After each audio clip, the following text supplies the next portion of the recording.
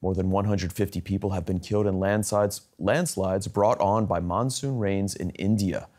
Hundreds more are feared trapped under the mud in the Wayanad district in the southern state of Kerala.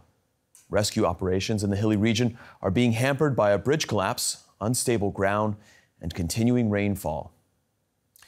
Well, the Army has been deployed to assist local emergency services in what's become a race against time. Search and rescue operations are underway in India's southern state of Kerala. Massive landslides triggered by heavy rainfalls swept through several villages. The victims were caught unaware as the disaster occurred while asleep. At around 1:40 a.m., we heard a loud sound and we suddenly came out of our room. It felt like a mountain broke down just 30 meters away from my house. A huge chunk of a forest on the hill wiped off and slid down. There were about 300 to 400 houses on the mountain and a school nearby on this side of the hill. There were about 300 houses on the other side also. Hospitals in Kerala are filling up with the injured.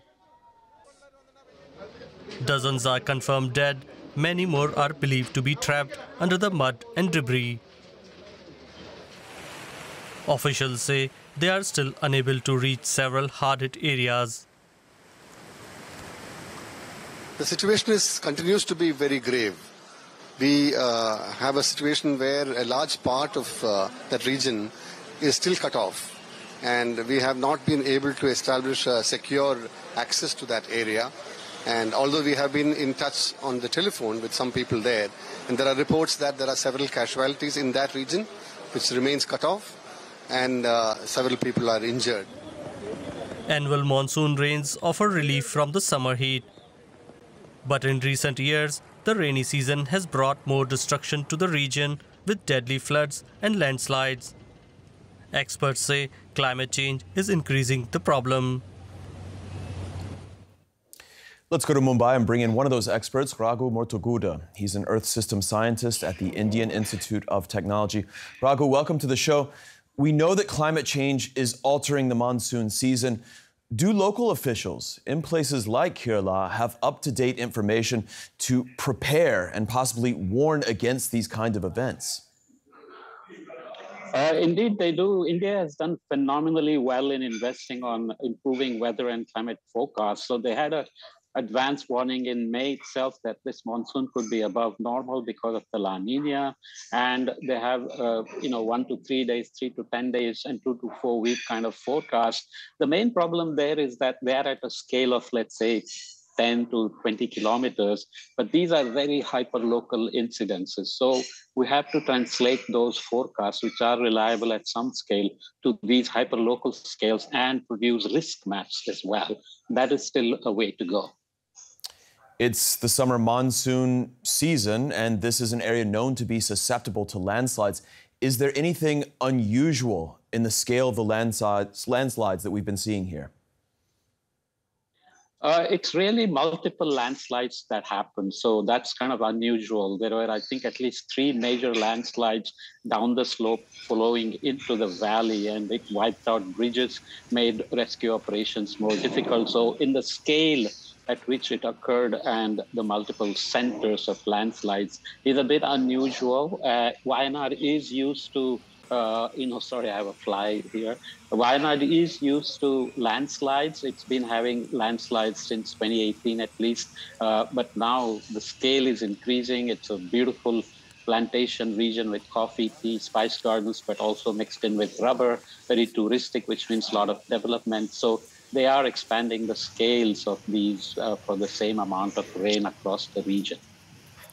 You mentioned the need for these hyper-local models as climate change changes the monsoon itself. How important will that be to prevent these kinds of deaths in the future, and where are we in that process? We are doing very well, as I said, on a short time scale, day-to-day management, but this is crisis management. You can prepare, you can mitigate the impacts, you can accelerate rescue efforts and recovery efforts. But what we are missing right now is information out to few years to a decade, what I would call societally relevant timescales. This has to happen because the IPCC is focused on longer-term projections.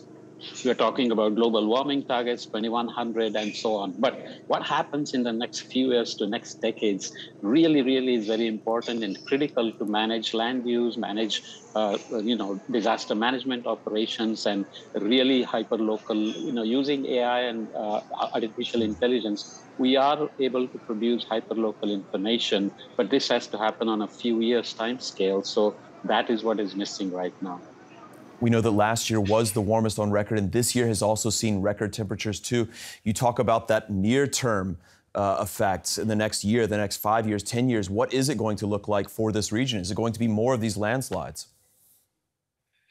Landslides are a bit complicated because of human factors, but the rainfall is going to get extreme, basically because the Middle East is warming very fast, very rapidly, because that's how deserts respond to global warming, increased greenhouse gases. That is unfortunately affecting the winds over the Arabian Sea, which is warming the Arabian Sea, which means we are pumping much more moisture into the West Coast, even into Pakistan. Pakistan has seen floods every year since 2010. So I'm waiting with dread for August to see if they're going to have another dousing this season. So rainfall is going to increase, it's going to get extreme, and landslides are something that human beings can control with judicious choices of development, forestation, and how we use the land and how we respond to these kind of expected changes in climate that are remotely forced. We cannot control climate, but we can control how we use the land.